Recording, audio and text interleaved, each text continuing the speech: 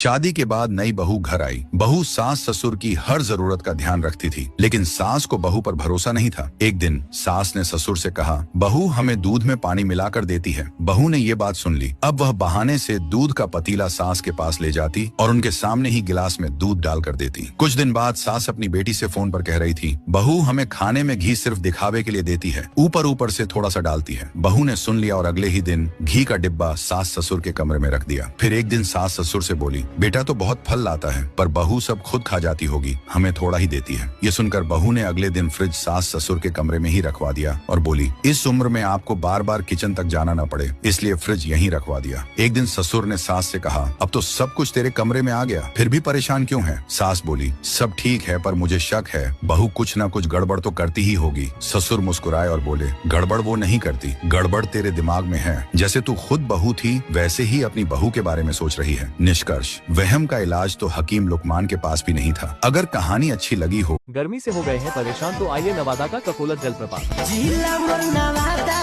के है बड़ी महसूर गे, फतेहपुर से या तोरपुर है खाली से थोड़े दूर गे।